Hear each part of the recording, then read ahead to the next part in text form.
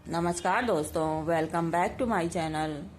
दोस्तों, आज हम गुलाब के पौधों पर कुछ काम करेंगे जिससे कि हमारे गुलाब के पौधे फिर से नए फूल देने के लिए तैयार हो जाएं। जैसा कि आप देख रहे हैं कि इन गुलाब के पौधों पर अब सारी कलियां जो है फूल बन करके ख़त्म हो चुकी है। अब इनमें 2-4 कलियां ही केवल बाकी रह गई हैं। तो अब इन पौधों को दोबारा से फूल देने के लिए हम तैयार करेंगे, जिससे कि ये पौधे फिर से नई ग्रोथ शुरू करें और नई ग्रोथ पर ही हमेशा नई कलियां बन करके निकलती हैं। दोस्तों, गुलाब हो या फिर कोई भी प्लांट हो, हम जब ये एक बार फ्लावरिंग में ख़त्म हो जाती है तो इनको दोबारा फूल देने के लिए हमें तैयार करना ही पड़ता है।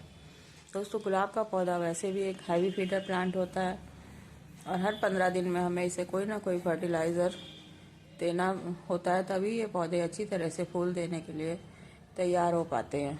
दोस्तों, मेरे पास गुलाब के 6-7 प्लांट है, जिनमें से देसी रोज़ के 4 प्लांट है और 2 पौधे ये मिनिएचर रोज़ के हैं और 2 पौधे हाइब्रिड गुलाब के हैं। दोस्तों, देसी गुलाब का जो पौधा होता है वो काफ़ी हार्डी प्लांट होता है, वो जल्दी ख़राब नहीं होता, लेकिन जितने भी हाइब्रिड रोज़ के पौधे होते हैं ये बहुत जल्दी ख़राब हो जाते हैं, इसलिए उनकी केयर भी हमें अच्छी तरह से करनी पड़ती है। दोस्तों, अब गर्मी भी ज़्यादा तेज़ हो गई है, इसलिए आपको गुलाब के पौधों पर को ऐसी जगह उठा करके रख देना जहाँ इनको सुबह की सिर्फ 3-4 घंटे की धूप ही केवल मिले। दोस्तों, अब इनसे दोबारा इनको ग्रोथ के लिए तैयार करने के लिए सबसे पहले हम इनकी साफ प्रूनिंग करेंगे, यानी कि जहाँ जहाँ से हमारे ये फूल समाप्त हो चुके हैं उसको 1 नोड या 2 नोड नीचे छोड़ करके हम इन पौधों की कटिंग कर देंगे। दोस्तों, इस काम के लिए आप जिस भी कटर का इस्तेमाल करें उसको पहले सैनिटाइज ज़रूर कर लें। इसके लिए आप इसको सैनिटाइज़र लगा लें या फिर आप इसमें डिटॉल का पानी भी लगा सकते हैं, जिससे कि हमारे इन पौधों में कोई फंगस वगैरह की समस्या ना खड़ी हो, क्योंकि गुलाब के पौधे बहुत जल्दी ख़राब होते हैं और इनमें डाई बैक की समस्या बहुत ज़्यादा आती है। तो देखिए, इस तरह से जहाँ से ये फ्लावरिंग ख़त्म हो चुकी है उसके 1 नोड नीचे छोड़ करके हम इसकी टहनी को काट देंगे। इसी तरह से ये काम से अपने सारे पौधों पर कर लूँगी और जो फूल अब बिल्कुल 1-2 दिन के मेहमान हैं उनको भी हम काट करके हटा देंगे। आपको इन फूलों को सूखने का इंतज़ार नहीं करना है और जहाँ जहाँ से भी आप कटिंग करें वहाँ सब जगह आप फंजीसाइड पाउडर का ज़रूर लगा दें या फिर आप वहाँ पर हल्दी पाउडर का भी इस्तेमाल कर सकते हैं। दोस्तों, देखिए, इस तरह से मैंने अपने सारे प्लांट्स की कटिंग कर ली है।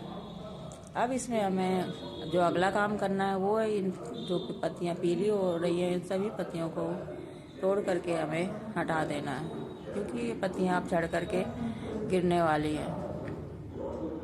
इसके अलावा जो भी आपको दिखाई दे कि पत्तियां बहुत ज़्यादा पुरानी लग रही हैं या बहुत ज़्यादा बड़ी बड़ी हो गई हैं, आप उन पत्तियों को भी तोड़ करके अलग कर दें।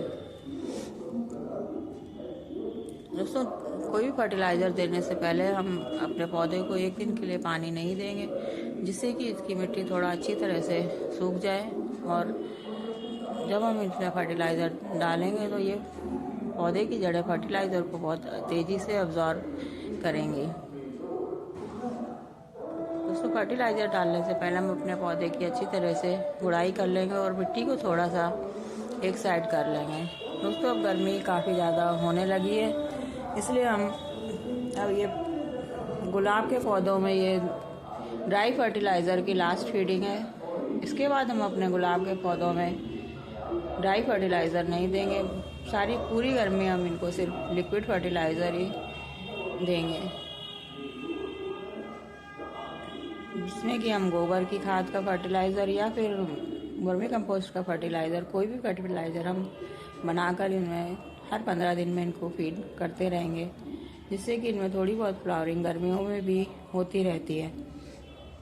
आज जो हम इसमें पहला फर्टिलाइज़र देने जा रहे हैं वो है चाय पत्ती का फर्टिलाइज़र। दोस्तों, अगर आपका गमला 8 इंच का यानी कि इस साइज़ का है तो आप 1 चम्मच ये चाय पत्ती आप इसमें डाल दें और ये बिना इस्तेमाल की हुई चाय पत्ती है। अगर आप चाहें तो इस्तेमाल की हुई चाय पत्ती को भी अच्छी तरह धो करके इस्तेमाल कर सकते हैं। लेकिन आप अच्छा यही होगा कि आप गुलाब के पौधे में ताज़ी चाय पत्ती का ही इस्तेमाल करें। और दूसरी चीज़ जो हम इसमें डाल रहे हैं वो है बोन मील। दोस्तों, गुलाब के पौधे को फास्फोरस बहुत पसंद होता है और बोन मील में फास्फोरस की बहुत अच्छी खासी मात्रा होती है। दोस्तों, अगर आप बोन मील नहीं इस्तेमाल करना चाहते तो आप सिंगल सुपर फास्फेट का भी इस्तेमाल अपने पौधों में कर सकते हैं। और तीसरी चीज़ जो हमने इसमें डाली है वो है सीवीड ग्रैन्यूल्स। दोस्तों, ये सारी चीज़ें स्लो रिलीज फर्टिलाइज़र है, यानी कि इनका असर पौधों पर धीरे धीरे होता है, जिससे कि इन पौधों को एकदम से कोई भी इनमें गर्मी नहीं पहुंचेगी और ये पौधे धीरे धीरे अपनी ताकत इन पौधों को देते रहेंगे। लास्ट में जो हमें एक चीज़ और अपने पौधों में डालनी है वो है ये एप्सम सॉल्ट। एप्सम सॉल्ट का छिड़काव भी हम अपने पौधों पर करेंगे और इसको हम पानी पे भी डाल करके अपने पौधों में डाल देंगे। दोस्तों, इस एप्सम सॉल्ट से पौधे की जड़ों को बहुत ज़्यादा तेज़ी मजबूती मिलती है और हमारे पौधे बहुत जल्दी नई ग्रोथ पर आते हैं।